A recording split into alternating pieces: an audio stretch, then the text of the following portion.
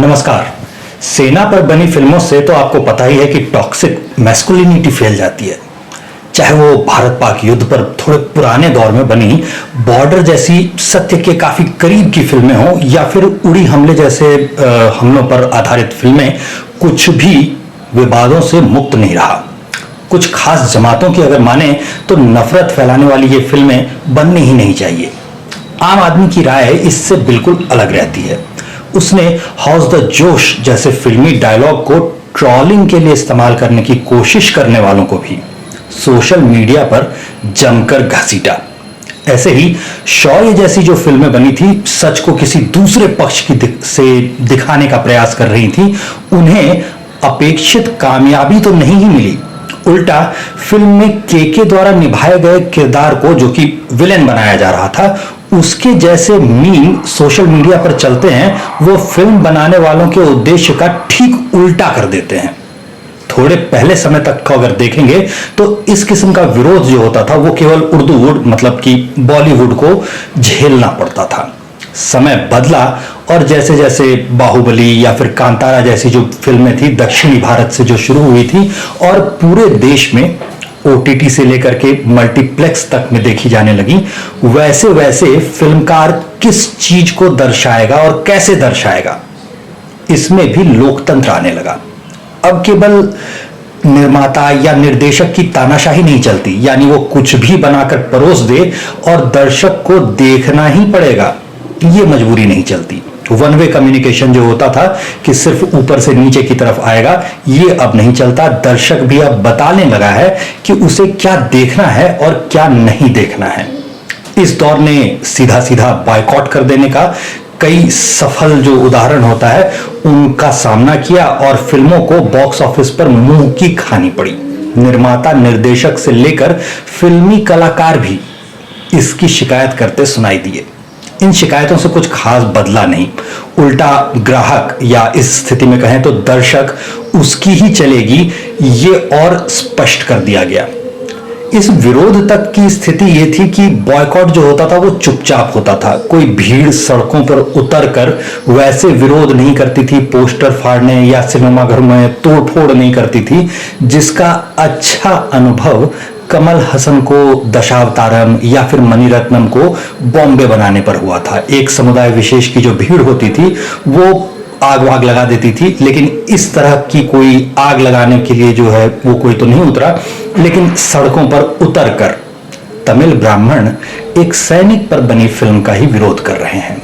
आमरण जैसे नाम की ये फिल्म जो है, ये फिल्म मेजर मुकुंद वरदराजन के जीवन पर आधारित है। कॉलीवुड यानी कि तमिल फिल्म इंडस्ट्री, इसमें शायद ही कभी सेना पर या सैनिकों पर आधारित फिल्में बनती हैं। इस बार बनी भी है तो फिल्म में तमिल ब्राह्मणों की पहचान को मिटाने और द्रविड़ राजनीति को बढ़ावा देने के आरोप आ गए हैं। फिल्म में शिव कार्तिकेयन मुख्य भूमिका में है, इसलिए बॉक्स ऑफिस पर फिल्म खूब चल रही है। कश्मीर में इस्लामिस्ट आतंकियों से लड़ते हुए वीरगति को प्राप्त हुए मेजर मुकुंद वरदराजन को मरणोपरांत अशोक चक्र मिला था। तमिलनाडु के लिए ये चौथा अशोक चक्र था।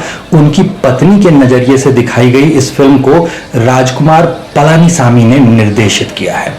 विवाद बेवजह है ऐसा भी नहीं है, क्योंकि निर्माता कंपनी जो है वो राजकमल इंटरनेशनल है। राजकमल इंटरनेशनल उसी कमल हसन की है जो इस फिल्म के एजेंडा को फैलाने के लिए पहले से जाने जाते हैं। इसके अलावा फिल्म के वितरण का जो काम है, डिस्ट्रीब्यूशन का जो काम है, वो रेड जायंट मूवीज नाम की एक कंपनी देख रही है। ये कंपनी किसी और की नहीं बल्कि डीएमके के यूथ विंग के जो सेक्रेटरी और उप मुख्यमंत्री हैं उदयनिधि स्टैलिन, उनकी है। वो इसी तरह के बयानों और विचारों के लिए पहले से कुख्यात है। टीवी डिबेट से लेकर सोशल मीडिया तक में फिल्म में क्या दर्शाया गया है और वो क्यों गलत है, इसकी चर्चा होनी जारी है।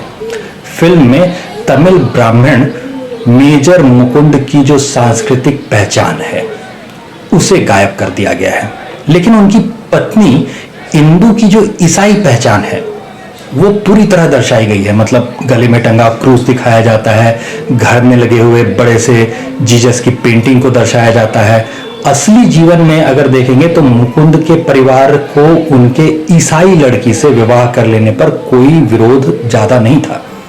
हिंदू थे, उसमें भी ब्राह्मण थे, तो प्रेम और विवाह जैसे मामलों में वो जाति निरपेक्ष और धर्मनिरपेक्ष भी थे। फिल्म में उन्हें कट्टरपंथी जैसा दर्शाया गया है। फिल्म के निर्देशक राजकुमार जो हैं, उनका कहना है कि मेजर मुकुंद की तमिल ब्राह्मण पहचान को छुपाने का कोई प्रयास उन्होंने जानबूझकर नहीं किया। इसकी तुलना में जो भाजपा के नेता हैं, वो अन्नामलई, काफी प्रसिद्ध से जो नेता हैं, उन्होंने फिल्म बनाने वालों को देशभक्ति फिल्म बनाने के लिए प्रशंसा की है उनकी और उनकी तारीफ की है। लेकिन आम आदमी की जो राय है वो बिल्कुल अलग है। एक पूर्व आईएएस अधिकारी हैं अनंत कृष्णन, उन्होंने तो यहां तक कह दिया कि तमिल ब्राह्मणों को नाजी दौर जैसी स्थितियों का सामना करना पड़ रहा है और उनकी पहचान और वास्तविक इतिहास को दिखाने से पहले उसे पेरियारवादी गटर में बपतिस्मा करवाना पड़ता है।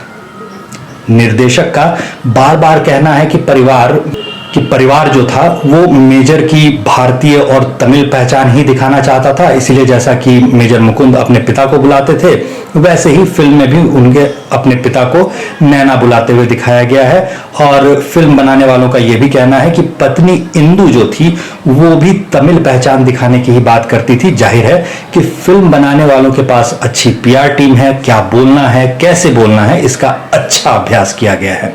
फिर एक तथ्य ये भी है कि फिल्म का विवादों के घेरे में आना उसे प्रचार दिलवाता है, इसलिए फिल्म आते ही अक्सर नायिकाएं अनर्गल बयान देना भी शुरू कर देती हैं। इसे भी लोग पहचानने लगे हैं।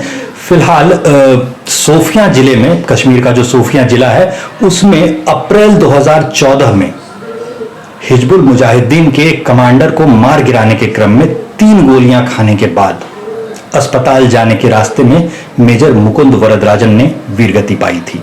राजपूत रेजिमेंट की ओर से सेना के 44 राष्ट्रीय राइफल्स जो है उसमें नियुक्त मेजर वरदराजन की जो कहानी थी, इस फिल्म के बहाने 10 वर्ष बाद जीवित तो हो ही गई है।